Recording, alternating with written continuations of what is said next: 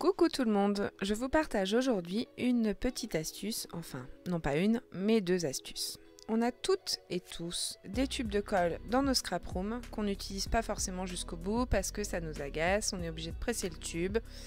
C'est vraiment pas très agréable. Donc du coup j'ai pris cette petite pâte à modeler durcissante qui sèche à l'air libre. Je l'ai achetée 3 francs 6 sous à Action et je la conserve dans un film alimentaire pour être sûre qu'elle va faire un peu plus longtemps.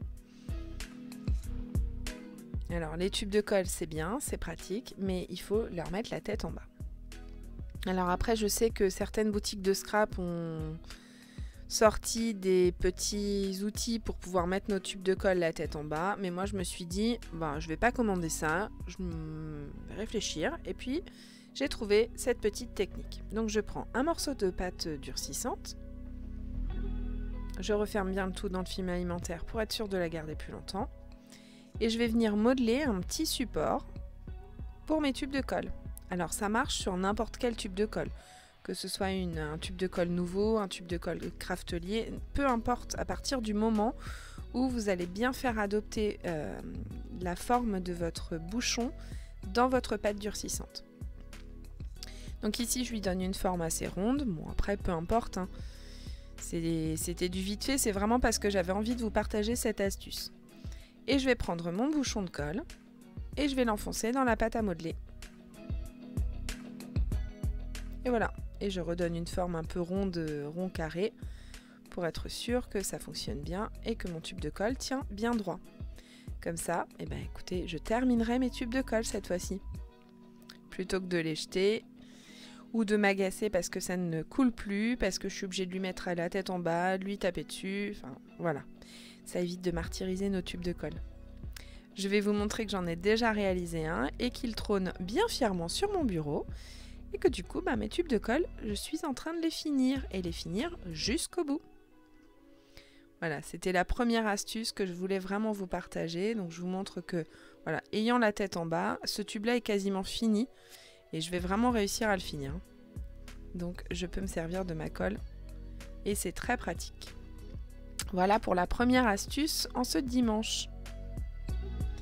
Pour la seconde astuce qui vient, écoutez, moi je trouve ça très pratique. Je sais qu'il y a des nettoyeurs de tampons, mais ça prend de la place sur mon bureau, c'est pénible. J'ai les nettoyants Stason Cleaner, sauf qu'ils sont équipés d'une petite mousse à la base. Et moi la petite mousse elle s'enlève tout le temps. Alors peut-être que j'y vais vraiment trop fort quand je nettoie mes tampons, je ne sais pas. Je pense très honnêtement que oui, je suis pas très douce quand je nettoie mes tampons, je veux vraiment qu'ils soient propres, mais bon, c'est quand même pas très résistant. Donc mon dernier Stason Cleaner, voilà la tête qu'il a, la mousse est partie, et du coup j'ai acheté cette petite éponge, pareil, 3 francs 6 sous, vous trouverez ça chez Action ou dans n'importe quel magasin, dans n'importe quel supermarché.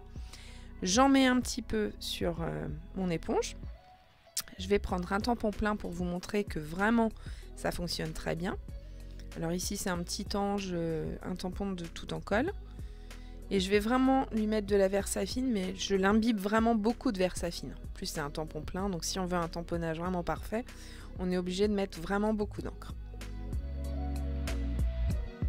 Donc j'ai sorti ma Versafine.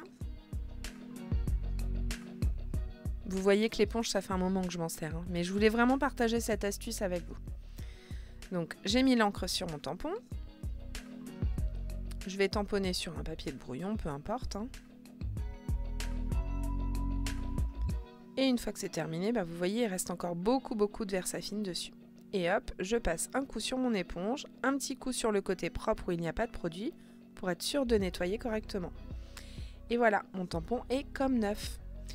Alors pour l'entretien de l'éponge, de l'eau, du savon ou du liquide vaisselle, et puis ça refait l'affaire très largement.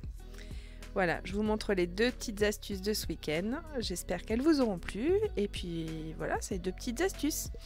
Allez, je vous dis à dimanche prochain pour une nouvelle vidéo et je vous souhaite une bonne semaine.